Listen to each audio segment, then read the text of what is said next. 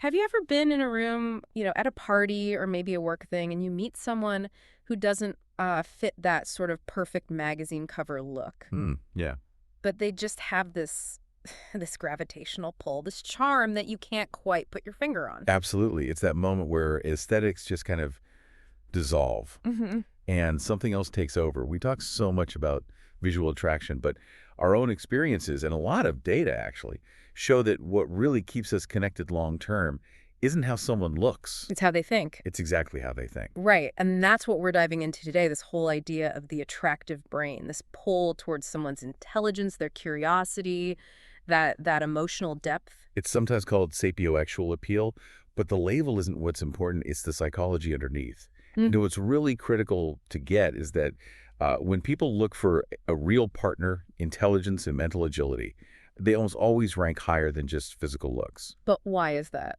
Because an attractive mind is really a signal. It signals something vital for survival and, for a future together. Yeah. Adaptability, resilience. A sharp mind suggests a secure future. The mind is the long game.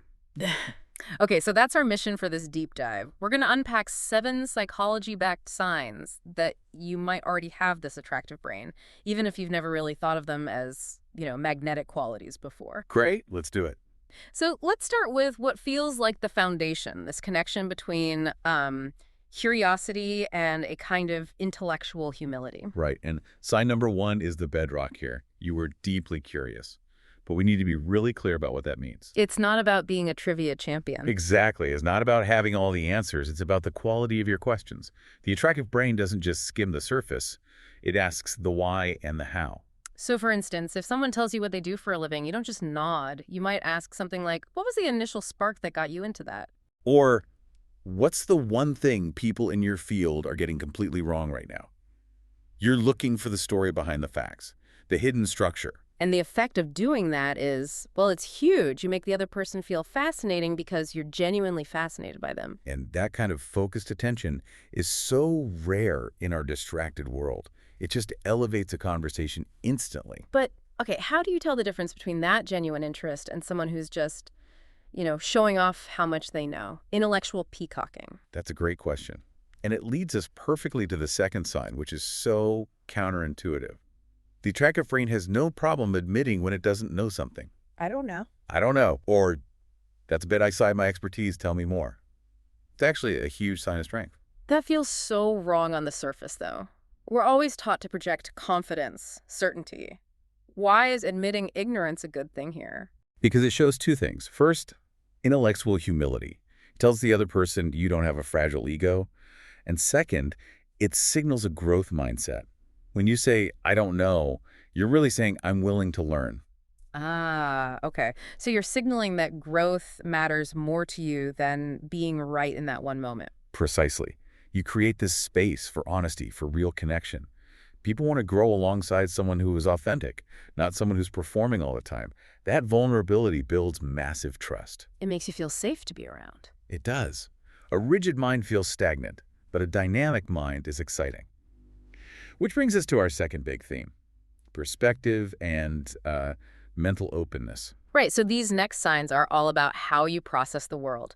Starting with sign number 3, you find wonder in everyday things. This is the complete opposite of being jaded or bored. It's about noticing let's call it the magic in the ordinary, the stuff that most people just rush right past. And you're saying this isn't just about being a positive person, it's something deeper. It is. In psychology, we'd say it's a low rate of hedonic adaptation, which is a fancy way of saying you don't get used to the good things around you. You don't get bored easily. So give me a picture of what that looks like day to day. It's the person who genuinely stops to notice the way shadows are falling on a wall. Or who finds the hilarious absurdity in some small daily screw-up. Or, they celebrate a tiny victory that no one else would even notice, like finally getting a recipe right. And that kind of perspective, it's contagious. When you're around someone like that, you start to see things differently, too. It helps you slow down and appreciate things a little more. It makes the shared experience of life feel richer, less of a grind. And that is a huge, huge draw. And that kind of openness flows right into sign number 4. Which is? You're willing to change your mind. Oh, that's a rare one. In a world this polarized, being able to say, you know what, I see it differently now, that's refreshing. It's incredibly refreshing. And from an attraction standpoint, think about what it signals. It shows you can handle life's curveballs.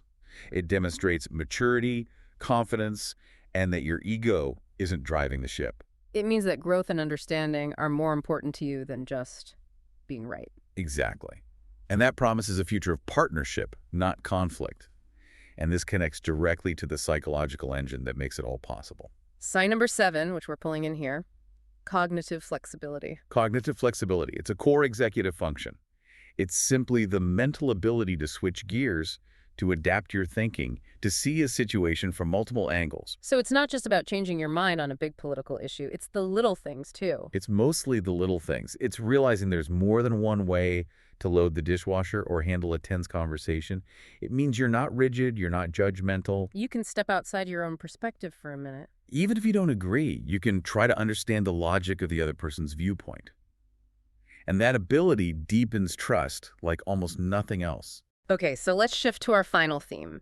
This is where all these internal qualities start to really show up on the outside in how you connect with people. Yes, the gift of presence. Yeah. This brings us to sign 5, which is so simple but so powerful.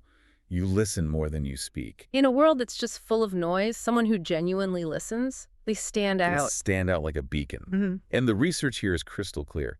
When people feel truly heard, not just that you're waiting for your turn to talk, they rate the listener as more trustworthy, more supportive, Yeah. and, yes, more attractive. It's a rare gift. It really is.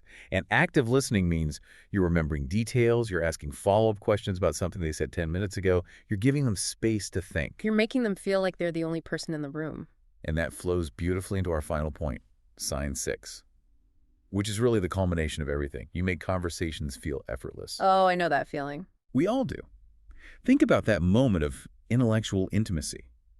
You're sitting with someone, you're talking about something, it could be anything, music, space, philosophy, and suddenly you realize an hour has gone by. You're in a flow state. That's not about being the smartest person, is it? Yeah. Or the funniest. Not at all. It's about how you make the other person feel relaxed, interesting, heard, intellectually alive, all at the same time. That effortless mental dance. That's it.